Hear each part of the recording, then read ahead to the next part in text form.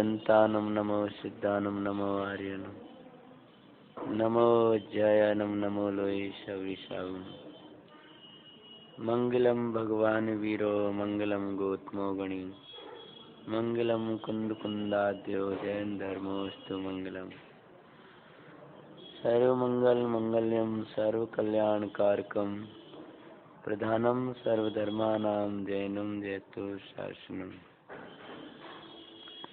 मंगलमय मंगल करन बीतराग विज्ञान नमो ताय जाते वये अरहंतादिमान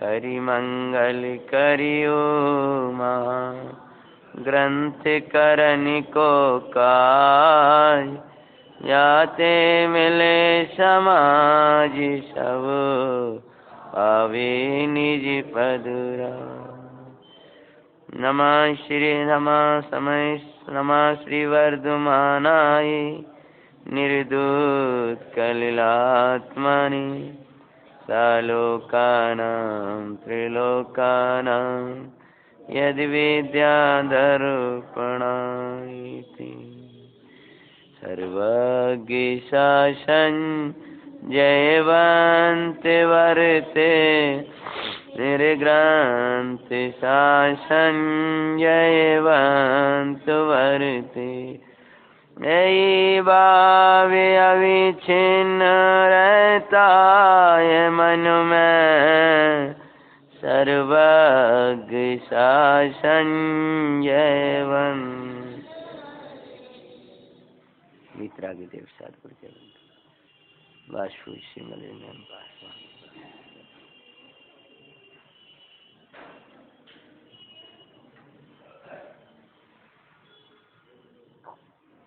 सूत्र तात्पर्य वितरागता शास्त्र तात्पर्य वितरागता। सूत्र का और शास्त्र का सार तो वितरागता है। वितरागता कहें कि राग से रहित अपने भगवान आत्मा की साधना करें। वितरागता की साधना अर्थात राग रहित अपने भगवान आत्मा को साधना। राग ज्ञान जुदा जुदा है, यही दिखाने के लिए द्रव्यानुयोग है, यही दर्शाने के लिए चरणानुयोग है, इसी के लिए करणानुयोग है और इसी के लिए प्रथमानुयोग है। चाहे तो प्रथमानुयोग का तात्पर्य देखो, चाहे करणानुयोग का, चाहे चरणानुयोग का, चाहे द्रव्यानुयोग का, एक राग रहित अपने चैतन्य भगवान आत्मा को साधना है। आत्मा की साधना ही साधना है, आत्मा को साधना ही साधना है। और आत्मा को देख देख कर प्रसन्न रहने का नाम आराधना है। आत्मा आनंदमय तत्व है। तो जो आत्मा परमानंदमय परम तृप्तिमय तत्व है, वह है कैसा? यही दिखाने के लिए द्रव्यानुयोग है। जो आत्मा को देखते हैं उनकी बहिरंग की चर्या कैसी होती है, यही दिखाने के लिए चरणानुयोग है। आत्मा को साधने वालों के परिणाम कैसे होते हैं, ये दिग्दर्शन करणानुयोग कराता है।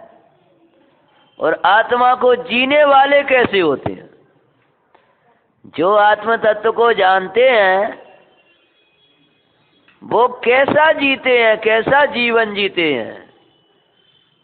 और आत्मा की जीवंत मूर्ति, आत्मा को जीवंत जीने वाले महापुरुषों के जीवन को दिखाने वाले प्रथमानुयोग है।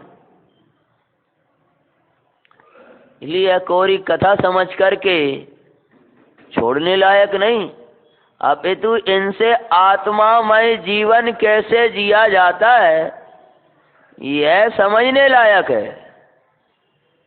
और हमारे जीवन में भी उस प्रकार की परिस्थितियां बने तब इन्हीं महापुरुषों महासतियों को स्मरण करके समता को धारण करें, इसके लिए है। उनकी मुक्ति हो गई, वे कैसे तर गए, उनका बाहर का जीवन कैसा था, उनका भीतर का जीवन कैसा था, ये दिग्दर्शन क्यों कराया है कि हम भी ऐसा ही जीवन जिए, उसके लिए है। तो जो आत्मरसिक होता है, द्रव्यानियों का रसिया होता है, उसको आत्मरसिक जीवों के जीवन सुनने में भी उत्साह आता है। जैसे वीरों के सामने वीरों की गाथाएं गाई जाती हैं, ऐसी ये वीरत्व की गाथाएं हैं, ये कायरों की गाथाएं नहीं है। ये उन वीरों की गाथाएं हैं जिन्होंने अपने समय सार को साधा और जिनके जीवन में कैसे अहिंसादिक व्रत थे वो उन्होंने अपने जीवन से दिखाया। तो ऐसी महान कथाओं के अंतर्गत आज आपने नाम नहीं सुना होगा, ऐसी एक सती की कथा प्रथमान योग के अंतर्गत आती है। उसका नाम था सती मुंडिका।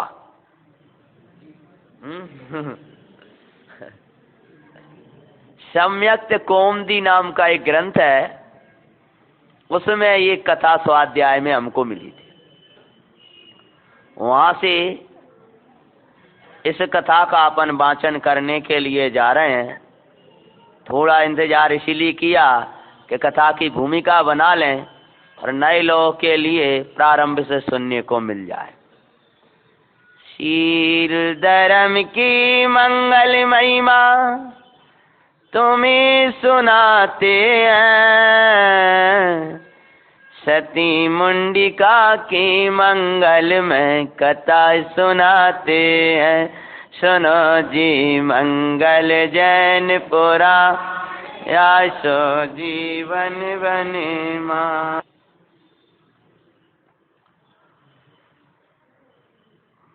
एक महान कथा, सती की कथा प्रारंभ करने जा रहे हैं।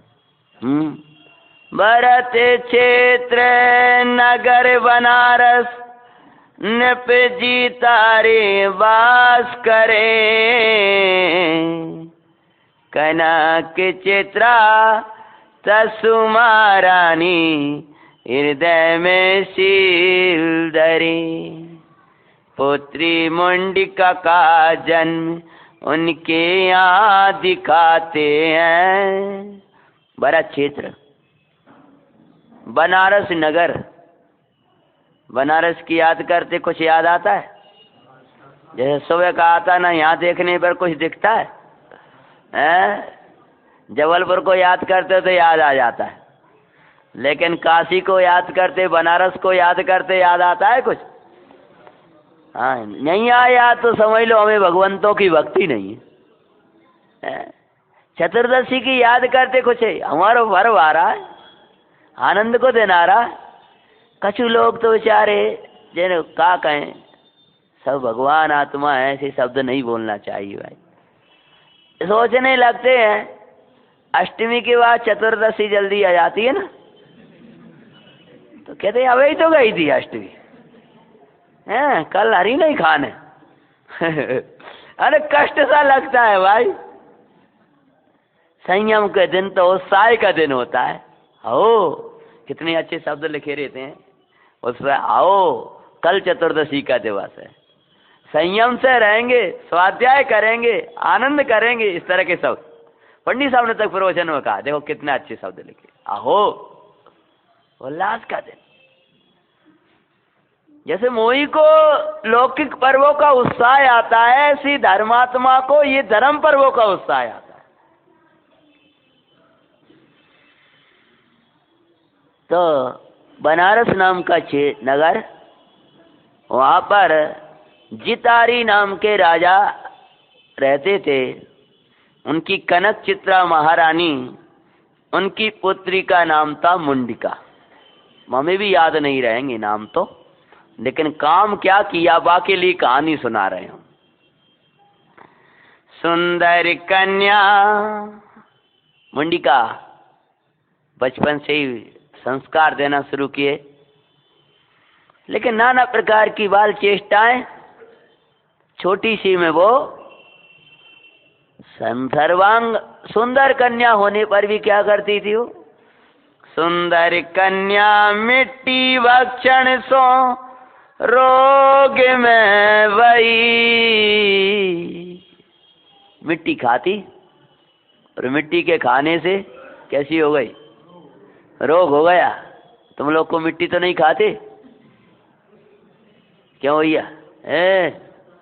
नहीं खाते ना मिट्टी? हाँ, रोग ही हो गए।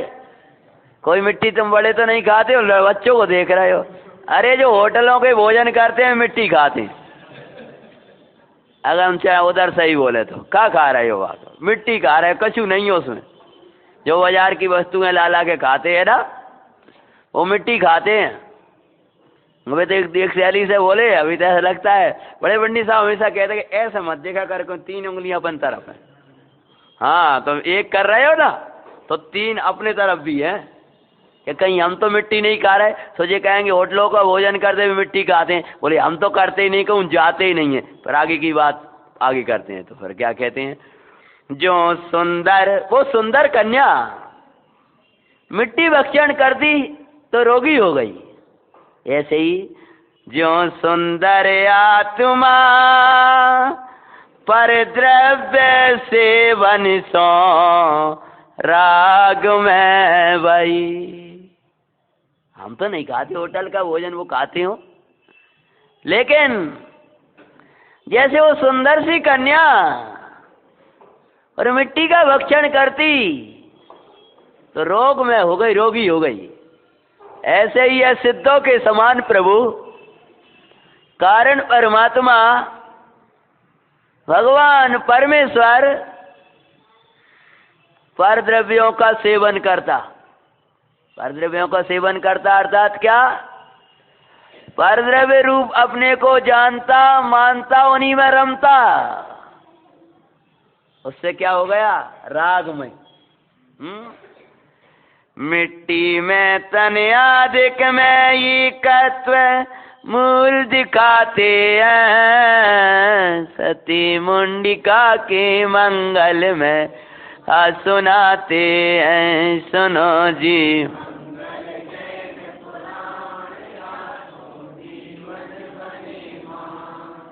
मिट्टी भक्षण कैसे करते हो?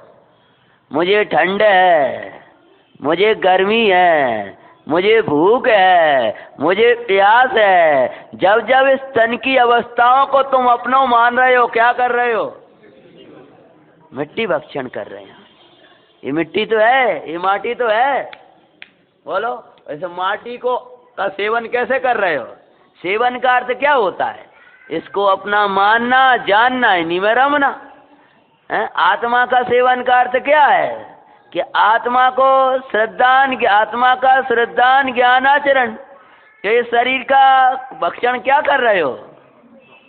मिट्टी कैसे खा रहे हो? के बाल बहुत खराब हो गए भैया, आज तो बड़ी बिगड़ गया, आज तो बहुत सर में दर्द है, घुटनों में दर्द है, भला दर्द है। ये क्या कर रहे हो? मिट्टी भक्षण हो रहा है। वो क्या हो रहा है भाई? पुत्री की रोग में। और आचार्य भगवान कहते हैं कि भाई ये अशुद्धता के सेवन से ही संसार रोग खड़े होते हैं। अनुभव प्रकाश ग्रंथ में आता है कि चतुर्गति की भ्रमणा का मूल कारण है कि अपने को अशुद्ध रूप से चिंतना। ऐसा भाव है। शब्द भैया वहीं देख लेना मूल ग्रंथ से, कि जो पंडित साहब हैं। हाँ, बहुत अच्छा। ये दुख की परपाटी तेरे अशुद्ध चिंतन से चली आ रही है। ये क्यों हो रहा है, ये क्यों खड़ा हो गया? अरे कहाँ सिद्धालय का वासी प्रभु, और कहाँ तू पड़ा है?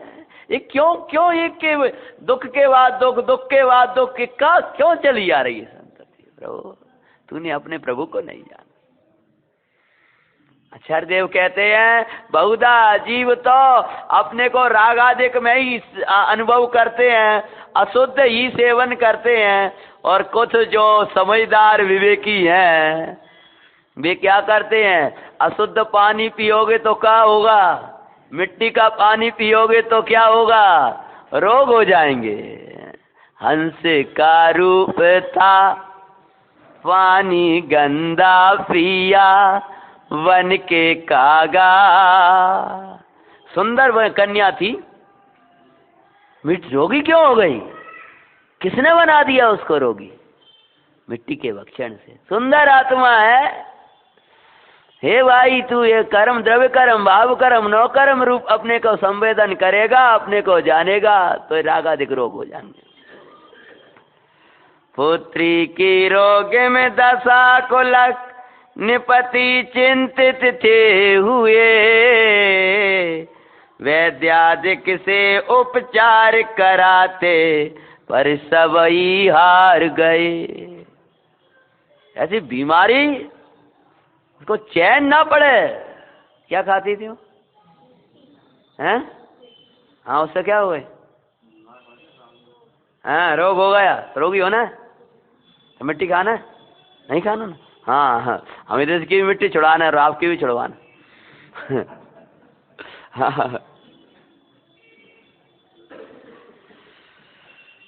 सब उपचार किए वैद्यों ने, लेकिन कन्या का रोग ठीक नहीं हुआ। इस रोग का राजा से बोले, हे राजन, हम इस हमारे पास रोग का निदान कुछ समझ में आता नहीं है, सब यत्न कर लिए लेकिन ये पुत्री सही नहीं हो पा रही। तब राजा बोले हैं, तड़पती पुत्री रोग सो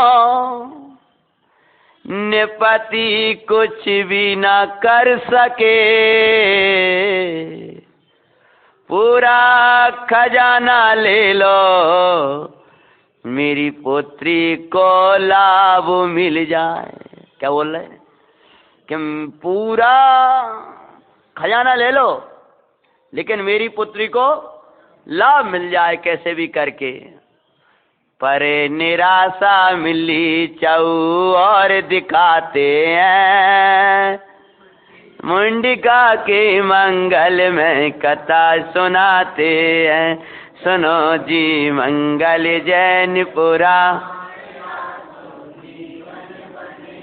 पाप उदय में नई साय का निमित्त बने भाई, पुण्य उदय में नहीं दंड का भी निमित्त होई। इंद्रादिक भी उदय से अधिक कुछ भी नहीं कर सकते हैं, सती मुंडिका की मंगल में कथा सुनाते हैं। सुनो जी मंगल।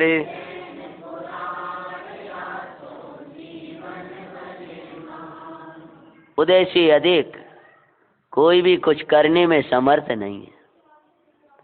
राजानी अनेक यत्न किए लेकिन उस पुत्री को कोई लाभ नहीं मिला।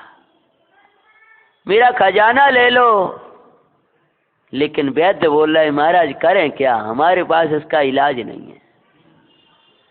राजा की राजकुमारी तड़प रही है, छटपटा रही है, और वो देख रहा है कुछ नहीं कर पा रहा है। बोलो समेंद्र भैया याद करो, बोल। टुकुर टुकुर देख रहे होंगे सब परिवारी जन। वचनामृत जी में बोल आता है ना, कुछ नहीं कर पाएंगे, सब देख रहे होंगे। गुरुदेव श्री उदाहरण देते हैं प्रवचनों में, आपने सुना होगा गोवा का सेठ। हाँ, हमने तो 2-4 बार सुना है उसको। हाँ पूरा पूरा वो उसकी वो बताते हैं पूरा डिटेल, मुझे वो याद नहीं है। इतना इतना ऐसा कहता दुखा, यहाँ दुखता है, यहाँ दुखता है, और ले गए और चला गया। ऐसा ही रखा रह गया, कोई कुछ नहीं कर पाया। मुझे बचा लो, मुझे बचा लो, कोई कुछ करने वाला नहीं है भाई। उधर से अधिक कोई भी कुछ करने में समर्थ नहीं है। एक द्रव्य का दूसरे द्रव्य के द्वारा कुछ भी किया गया ना अशक्य है। राजा सोच रहे हैं, पुत्री सामने राजकुमारी तड़प रही है, भाई जो तूने जैसे परिणाम किए हैं, उससे जो कर्म बंधे हैं, उसको बांटने में कोई समर्थ नहीं। बोलो, एक ओर से बोला है कोई समर्थ नहीं है, लेकिन कोई बांट सकता है? बांटने में समर्थ नहीं है, लेकिन मिटाने में समर्थ है। कौन कौन? अरे जाके आश्रय से हैं, जिसके संपूर्ण आश्रय से हाँ सिद्ध हुआ जाता है। ओ परमा तो घबराता क्यों है? एक शैली को ही सुन के चिंतित मत हो जाना। बड़े पंडित साहब कहते हैं, संसार की अनित्यता का विचार करके भय हो सकता है, पर वैराग्य नहीं। हाँ, अशरणता का विचार करने पर भय हो जाएगा, पर वैराग्य नहीं। कोई शरण नहीं है भैया, कोई नहीं है, कोई नहीं है, सबई अनित्य है, सबई अनित्य। भय होगा परंतु वैराग्य नहीं होगा। वैराग्य तो संसार की असारता को देखकर भय लगेगा, पर वैराग्य नहीं। वैराग्य तो स्वरूप की नित्यता, शरणता, सारता को देखने पर होता है। वैराग्य तो इधर देखने से होता है, वैराग्य इधर से नहीं होता। घटनाओं से ही वैराग्य हुआ करता तो पंचम काल में कोई राग ही नहीं रहता।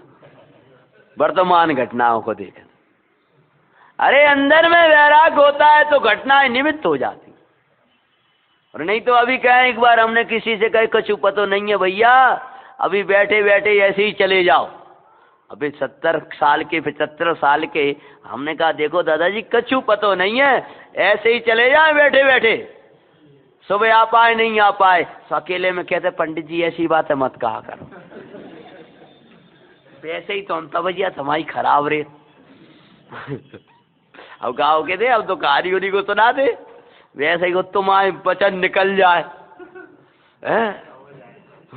या तो भैया ये बताओ, इसको नित्य हवाए कहने से हो जाएगा क्या कुछ? मतलब कहाँ बैठा है, अनित्य को नित्य मानकर बैठा है, नित्य की खबर नहीं।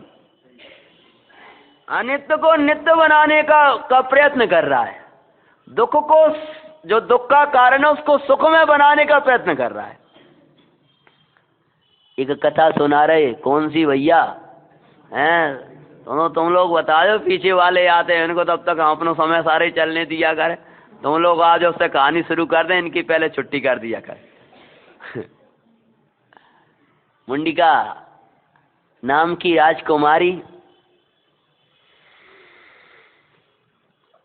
मिट्टी भक्षण से रोगी हो गई। पिता ने अनेक प्रयत्न किए, लेकिन कोई लाभ नहीं मिला। पर लाभ मिलने वाला है किनके चरणों में? आरिका वृषभ श्री पधारी। आरिका माता जी, क्या नाम था? कर दर्शन भव्य अरसाए, पंचम भाव के आश्रय में पंचम गुण स्थान को पाए। उसी की महिमा आरिका जी बताती हैं, मुंडिका की मंगल में कथा सुनाते हैं। सुनो जी,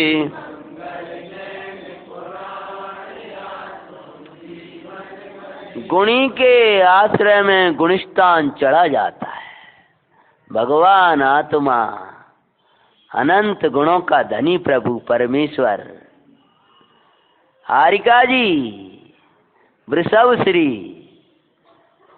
धवल वस्त्र पहने अपने आत्मा की महिमा का प्रतीक रूप बाहर में धारण करी हुई है। पंचम गुणस्थान है किसके आश्रय में हुआ? पंचम भाव के आश्रय में हुआ। माता जी धन्य है आपका जीवन। और वे कह रही हैं धन्य ज्ञाय घन आनंद घन। ये महिमा तो चैतन्य की महिमा है। उसकी महिमा क्या करती थी? वो सब इकट्ठे हो गए, माता जी पधारी हैं, चर्चा उपदेश हो रहा है। और क्या कह रही हैं वो? नहीं प्रमत नहीं अप्रमत गुण वेद पारि सुकुकार अबद्ध स्पृष्ट अनन्य नियत अविशेषी अविकार असंयोक्ति प्रभु की महिमा सुन भव्य अरसते हैं। सती मुंडिका की मंगल में कथा सुनाते हैं। सुनो जी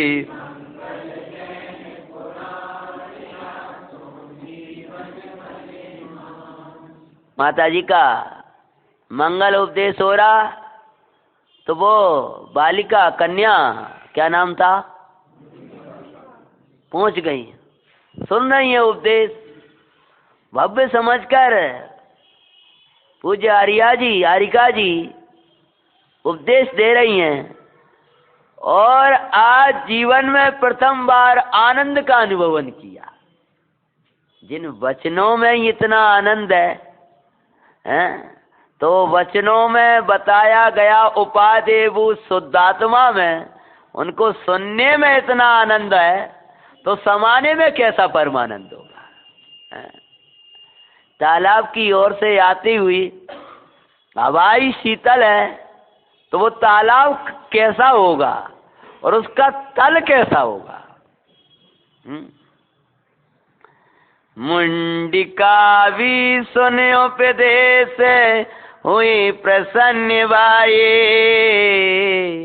रोग भये इस तन के माई मुझे छुए नाई। क्या सुन लिया? ये हमें बताना है। वे उनकी कहानी क्यों सुनाने बैठे? वे मिट्टी खाती थी इसलिए थोड़ी सुनाने बैठे। मिट्टी तो हमारी तो सबकी कहानी सुनाने लगे फिर तो उनने कोई अंदर का जीवन जिया। वो सील की कथा है तो सील के लिए क्या किया वो तो आगे आएगी कथा में प्रकरण। क्या क्या उपदेश सुन लिया? बोलो इलाज वैद्य नहीं करा पा रहे, वो माता जी इलाज कर रही हैं। क्या इलाज हो गया कि नहीं हो गया? क्यों भैया क्या हो गया? हाँ हो गया, रोग चला ही गया। रोग वैसे तन के माई मुझे छुए नाई अनुपम त्रय तत्व में विशिष्ट सुन कर हर साथी है। सती मुंडिका की मंगल में कथा सुनाते हैं। सुनो जी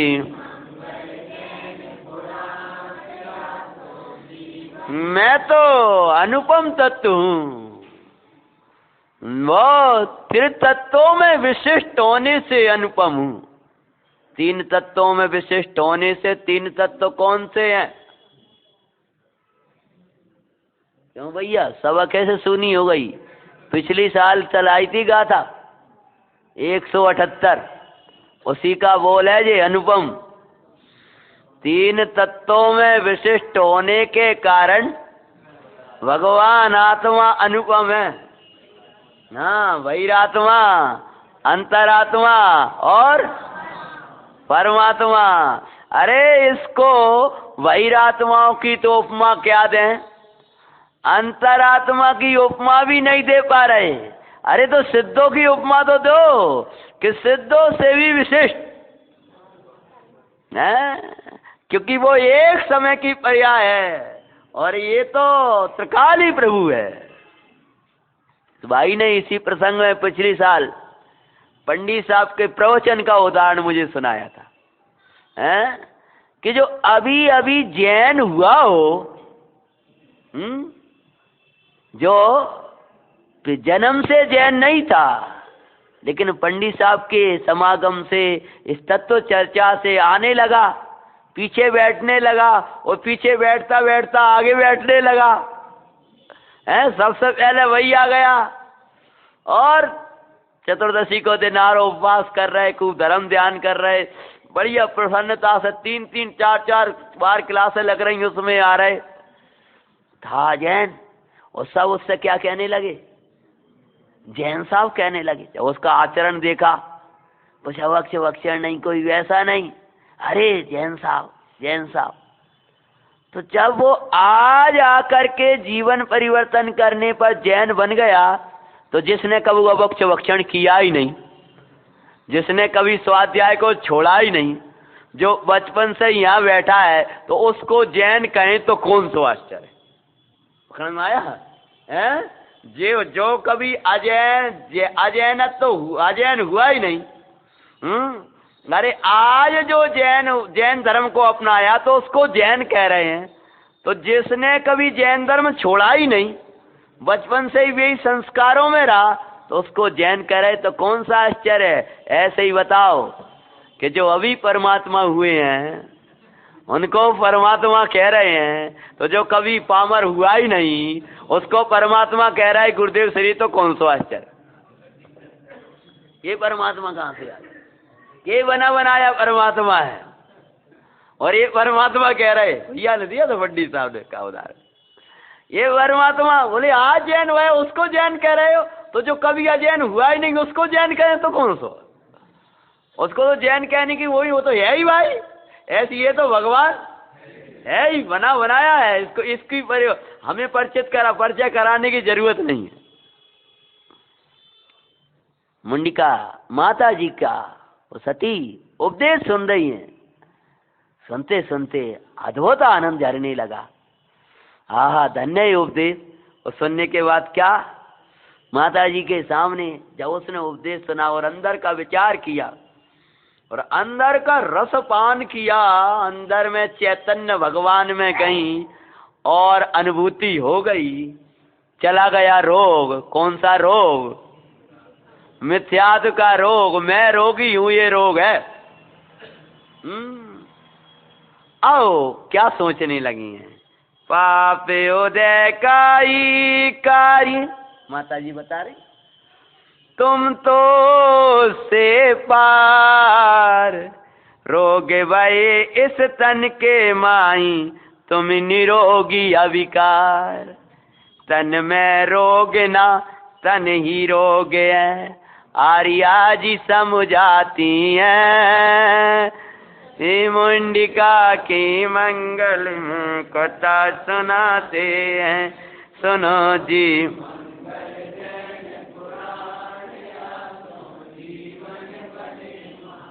तन में रोग ना तन ही रोग है। अज्ञानी को तो तन का रोग दिखाई देता, ज्ञानी तो कहते हैं शरीर ही रोग है, और शरीर ही रोग नहीं है। आगे बोलो, शरीर की एकत्व बुद्धि आदि के रोग है, ये मूल रोग है। रोग मूर्ति के तन के संग, हुआ मूर्तिक भगवान। जब वो मूर्तिक रोग मूर्तिक का संग नहीं छोड़ रहा, तो मैं अमूर्तिक अपना संग क्यों छोड़ू? त्रिविध कर्म मल शून्य, सिद्ध प्रभु के समान। तजो वेद ना वेदो ज्ञान को, श्री गुरु समझाते हैं। हति मुंडिका की मंगल में कथा सुनाते हैं।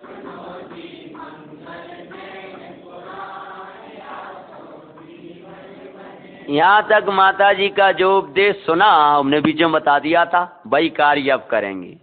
तजो वेदना वेदो ज्ञान को, बोलो भाई कलश बोल दो, सब स्वाध्यायी बैठे हो, कलश बोलो कलश। मुझे तो ज्ञान के अलावा आगत कोई वेदना नहीं होती पंडित साहब। निसंकम सततम स्वयं ससहजम ज्ञानम सदा विंदति। मैं तो प्रत्येक उसमें लिखा है ना अंत का कलश में, हाँ एक साथ क्या लिखा है, मुझे तो ज्ञान के अतिरिक्त आगत कोई वेदना है ही नहीं, मैं तो निरंतर जानन हारे को ही जान रहा हूं। माता जी बोली हैं, माता जी ये वेदना सही नहीं जाती है। पिताजी ने सब उपाय किया, सब किया, लेकिन क्या करे इस वेदना को दूर करने के लिए। तो क्या बोली हैं? तजो वेदना वेदो ज्ञान को। काय की वेदना? ये शरीर को वेदना बंद करो और मैं ज्ञाता परमात्मा हूं, ये वेदो अंदर। और जो धुन लगाई भूल ही गई रोग है हमारे पास में, ये शरीर ही निकट है। अरे उनका धर्मोपदेश सुनने के बाद में तो राग आदि तो न्यारे दिखते ही हैं, अरे वो निर्मल पर्याय भी भिन्न दिखने लगती है। तो फिर अन्य की कौन कथा? बोलो पूजा की लेन छाए के वाव भी हुआ परम धर्मामृत रसायन अंतर्मुख पान करो काले अनंतानंत लो फिर तुम तो स्वस्थ रहो। कौन सा माता जी काढ़ा बनवा रही हैं? पर्चा वाला काढ़ा नहीं, सोया कर नहीं है? हाँ रसायन पियो, अमृत पियो। समय सारिका अमृत रसायन अंतर्मुखयो पीऊंगा परम परमानंद में परम तृप्ति में स्वस्थ दशा को पाऊंगा। ये रसायन है, ये काढ़ा है। कौन सा? मैं ज्ञाता परमेश्वर हूँ, इसकी घुटाई करो। आप लोग तो जानते नहीं हो क्या कर दिया और खा गए सीधी सी। हमारे वैद्य जी कहते दवा की क्या करना, घुटाई करना, अथवा तो इसको खूब उबलने देना है। ऐसे ये घुटाई करो, मुझ में रोग नहीं है, मुझ में राग नहीं है, मुझ में कर्म नहीं है। रोग मिटाने की विधि यही है, धर्माम धर्म रसायन का पान करो पुत्री। कौन से कह रही थी? हाँ हारिका जी कह रही थी। किन से कह रही थी? मुंडिका से कह रही थी, अपन से तो नहीं कह रही ना, बस वही काली पूरी हारिका जी कह रही है। और कौन से कह रही है साहब? कि मुंडिका जी से कह, मुंडिका सती से कह रही है। और अपन से क्या? अपन तो कहानी सुन रहा था बैठे हुए। उनसे कह रही भगवान आत्मा पर्वत पर्वत से पार है, अपन से तो कह नहीं रहे। हमने कहा कोई भी अनुयोग पढ़ो अपने लिए पढ़ो। जब मुनिराज उपदेश दें, हम तो जानते अब का, अब तो तुम्हारे बीच में हम तो अपने लिए बांटते थे। मुनिराज उपदेश देते थे, लगता जी महाराज जी हमसे कह रहे हैं। हाँ जी, तो अभी इनका उपदेश सुनते सुनते निर्गंत होकर केवल ज्ञान लेने वाले हैं। अरे भी क्या कहना चाह रहे हैं मुनिराज? कल परसों दोनगिरी की उसमें मुनिराज का वो देखा बैठे रह गए, ऐसा लग रहा कि महाराज जी बोलेंगे, महाराज जी अभी बोलेंगे। वो एक गुफा है ना, ध्यान गुफा, वहाँ फोटो भी वैसा भी बना भी दिया है। वो जंगलों में ध्यान कर रहे हैं, तो इंतजार करो। जब ध्यान की मुद्रा देखोगे तभी तो उपदेश सुनने को मिलेगा। बैठे रहते थे हाथ जोड़ करके वहीं। जब ऐसा लगे अपना लक्ष्य बनाओ। क्या हुआ? उपदेश सुनने के बाद में हुई सुअंतर्मुख मानंदमय विकार, सर्व प्रदेशों में आनंद के झरने झरे सुख का, निर्मल संकेत ले मिथ्यात्व रोग नसाती है, सती मुंडिका की मंगल में कथा सुनाते हैं। सुनो जी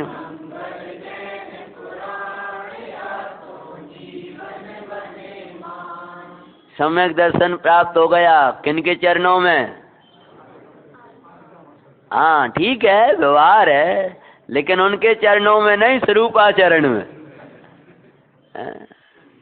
पंडित साहब एक बार बोले अब आत्म प्रभाव नहीं है, अब तो ये ठीक है, वो तो काम करो आत्म प्रभाव ना, अंदर का कार्य करो, आत्मा की प्रभावना समझ, अंदर अंतर्मुखी हो। हमने कहा साहब वो तो आपके चरणों में हो सकता है। बोले हमारे चरणों में नहीं, स्वरूपाचरण में होगा। हाँ हाँ, अंदर में होगा। हैं, हम तो आपके चरण पकड़ लेंगे। तो बोले चरण तो यहीं रह जाएंगे। चरण पकड़ोगे तो चरण तो यही रहेगा, सीता करो। हमारे चरण क्या है? भगवान आत्मा का ज्ञान। भगवंतों के चरण क्या है? भगवान आत्मा का श्रद्धा ज्ञान और आचरण, स्वरूप आचरण। सुना उपदेश और सम्यक हो गया। चलो भैया, कोई सो रहा हो तो नेक जगा लें।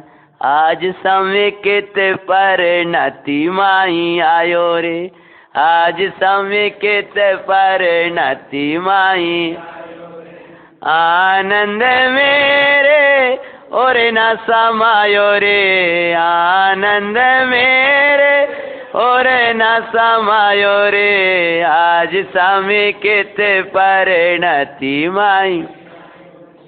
देवी गुरु की श्रद्धा जगाई, तत्वार्थों की भावना बाई, वेद ज्ञानी कर निज दर्शन पायो रे, आज समेकित परिणति माही आए। अब ये तो बाहर जगाने के लिए है, बाहर से भी जगाने के लिए और भीतर से भी जगाने के लिए। सम्यक दर्शन, तृप्त तृप्त परिणति हो गई। आज ऐसा लगा कि जीवन में आज आनंद झरा, और उसकी तृप्त मुद्रा देख करके माता जी भी प्रसन्न हुई। फिर क्या होता है? विशुद्ध परिणामों के प्रताप से कुछ समय माँ आर्य काजी के समागम में ही वहीं धर्म ध्यान में मग्न, और विशुद्ध परिणामों के प्रताप सो पाप न साबाई, स्वयं विरोगे न से गया तन स्वस्थ हुआ भाई। बोलो क्या हो गया है? और उसका लक्ष्य छोड़ दिया तो अच्छा हो गया। हम कहते रहे थे साहब से, अगर उसको बुखार लगा है वैसा, उसका लक्ष्य ज्यादा करो तो ज्यादा आफत दिखाई देती। उसका लक्ष्य छोड़ दो, हैं क्या होगा? जब माता जी के चरणों में अशरीरी को भाने लगी, और अशरीरी को भाते भाते जब अशरीरी से बाहर आई तो अशरीरी का चिंतन, अशरीरी भगवंतों की भक्ति, वही चर्चा, उसी का चिंतन करते करते वो पाप कर्म भी घबरा गया। उसने कहा हम नहीं टुक पा रहे भैया। जहाँ ज्ञाता ज्ञाता ज्ञाता ज्ञाता की धुन लगती है, वहाँ असाता सोचने लगती है मुझे जगह मिलने वाली नहीं। जब साता को ही इसने स्थान नहीं दिया तो मोह का जगह मिले? और ही असाता, तू है असाता, मैं तो हूँ ज्ञाता, तेरा मेरा कैसा नाता, तू पुद्गल संग ने निभाए, मेरे प्रभु को छू नहीं पाए, प्रभु मेरे ज्ञाता, गुरु मेरे ज्ञाता, माँ जिन वाणी भी दर्शाती ज्ञाता, ध्याऊंगा ज्ञाता, ध्याऊंगा ज्ञाता, कैसे टिकेगी और ही असाता। और तू चाहे बनी रह जा, चली जा, हमारा क्या है? हमने तो अपने आश्रय से साता पा ली। जब परमार्थ साता हुई है, यानी मिथ्यात्व का रोग गया, तब क्या हुआ? विशुद्धि से बाहर का रोग भी चला गया। क्या होता है? लखदराम की महिमा सभी जन अचरज करते हैं, सती मुंडिका की मंगल में कथा सुनाते हैं। सुनो जी,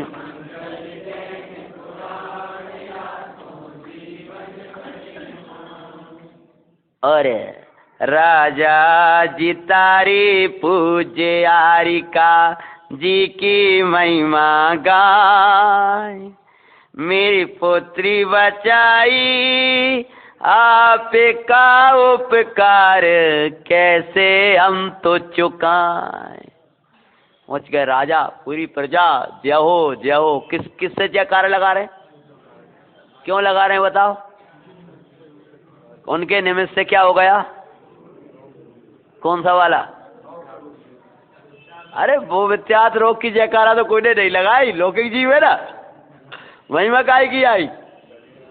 हाँ, लेकिन वो कह रही हैं कि पिताजी ये तो एक भव का रोग था, इनके चरणों में तो जो अनेक भवों का वो चला गया, तो ये चला गया तो इसमें कोई आश्चर्य नहीं है।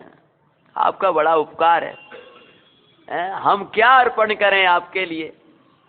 तो वो बोली हैं, हे भव धर्म की करो प्रभाविना, महिमा उसी की दिखाते हैं, सती मुंडिका के मंगल में कथा सुनाते हैं, सुनो जी।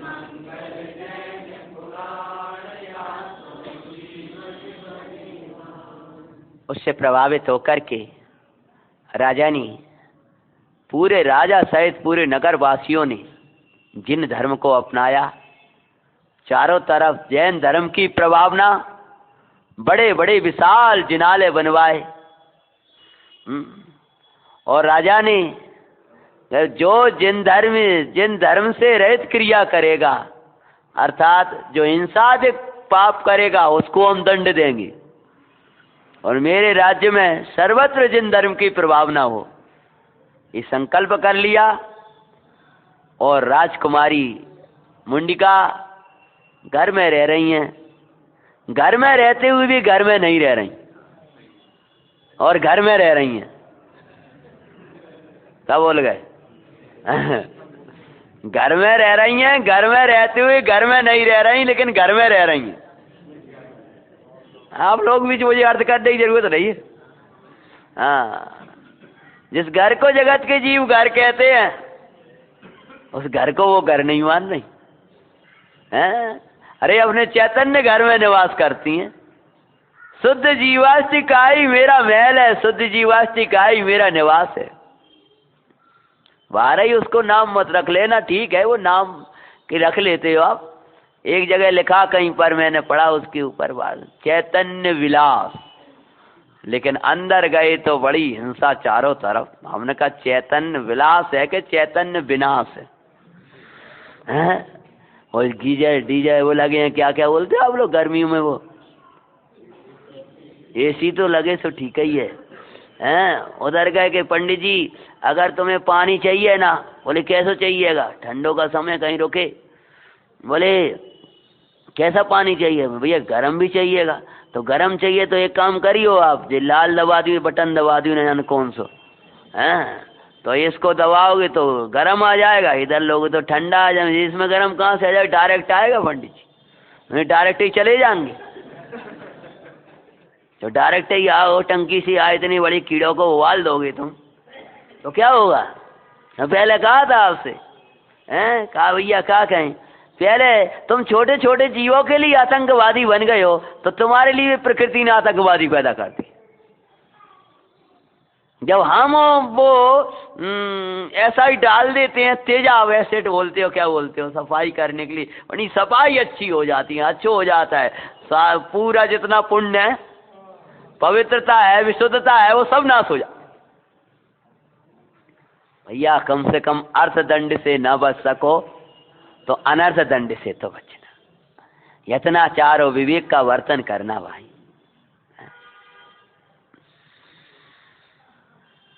तो चैतन्य विलास नाम रख लो और फिर ऐसे कार्य करो, सो तो शोभा देता नहीं। फिर कुछ का एक जगह गए, वहां लिखा विला, दो चार बड़ा मकान थे ना, क्या बोलते हैं, विला बोलते, क्या बोलने लगे आजकल, हाँ विला लिखा उससे। हमने कहा ये बात सही है। अब जो विला में रहने वाले कहाँ रहेंगे? एक विलाप ने अभी तो है, कहीं 4 गतियों में एक निस्तान है जिन पे नाम जा रहते हैं, वो कहाँ है वे? Bill bill. हाँ, तो बिला से कहाँ जाओगे? बिलाई में बस रहोगे तो बिलों में जाओगे, और क्या होगा? पंडित साहब को वाक्य याद करना कि जिन मंदिर दूर लगता है तो नरक पास में, और जिन मंदिर पास में लगे तो स्वर्ग पास में। जिन मंदिर समीप लगता है तो स्वर्ग पास में, और जिन मंदिर में बताया गया उपाधि भूत शुद्धात्मा समीप लगे तो मुक्ति पास में। जिन मंदिर दूर लगे तो नरक पास समझना, जिन मंदिर पास लगे तो स्वर्ग पास हो, और जिन मंदिर में आए हाँ मैं चैतन्य परमेश्वर हूँ, मुक्ति पास में। मुक्ति वासमी, मुक्ति में वास करने वाला है। तो वहां बैठे हो तो कौन हुए? नरय वासमी मूल ग्रंथ है? कौन सा ग्रंथ है वो? तारण स्वामी जी का कोई ग्रंथ है, उसमें कहा वो नरय वासमी, जो पर्याय में लीन है वो नरय वासमी, नरकवासी है। जो वेशियों में मग्न है उनमें नरय वासमी है। मंदिर में आ गए तो स्वर्गवासी, और अंदर में आ गया तो मुक्ति वासमी। अभी कहा हो गए? फोन आए तो बोलो कहाँ से बोल रहे हो साहब? स्वर्ग से बोल रहे। स्वर्ग से तो कोई बोला तो नहीं, वैसे तो आजकल तो स्वर्ग से। आश्चर्य की बात है, स्वर्ग में बैठे और नारकियों की घंटी आती है अटेंड करने लायक है क्या? नरक से आ रही घंटी कहाँ से आ रही साहब की? नरक से आ रही। नरक की घंटियां कहाँ से सुन रहे? तो मारो काटो की आवाज आएगी, और क्या होगा?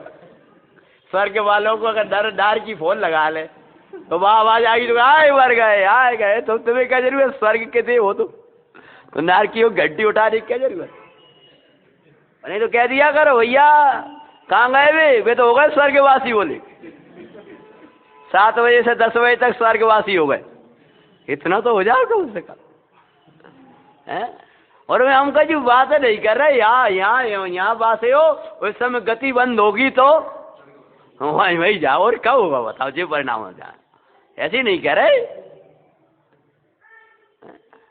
लेकिन भाई स्वर्ग के वास को हम उत्तम नहीं मान रहे, वारने से उत्तम कहा है भाई। लेकिन मुक्ति वास हम भी बनो यहाँ करके। क्यों? स्वर्गवास कहाँ से आए हो? अब तो बोल दो भाई, हमें तो बोलवा भी की आदत है? और जा कहाँ रहे हो?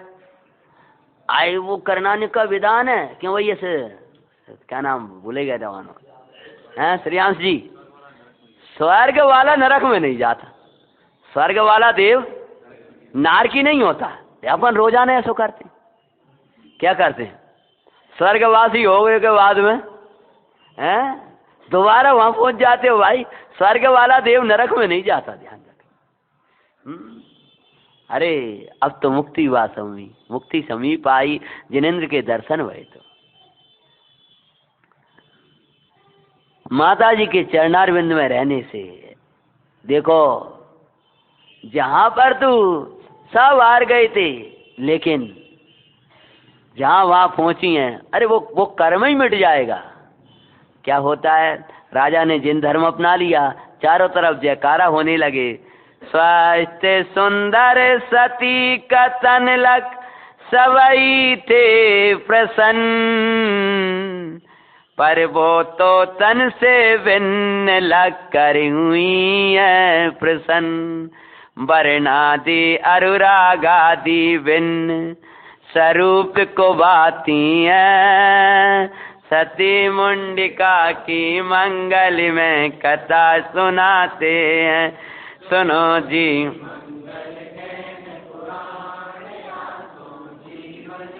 शारीरिक सौंदर्य को देख करके अनेक कुमार राजकुमारों के प्रस्ताव आने लगे, पर राजा की तो एक शर्त थी कि जो जिन धर्मी होगा विशेष रूप से, उसी के साथ में अपनी पुत्री का विवाह करूंगा। सबके प्रस्ताव ठुकराते जा रहे हैं, और राजा का क्या शर्त थी जिन धर्म सहित दरिद्री भी चक्री समान बाई,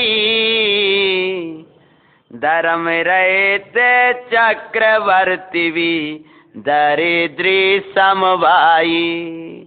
धर्म संपदाई संपदा गुरुवर कहते हैं, सती मुंडिका के मंगल में कथा सुनाते हैं। सुनो जी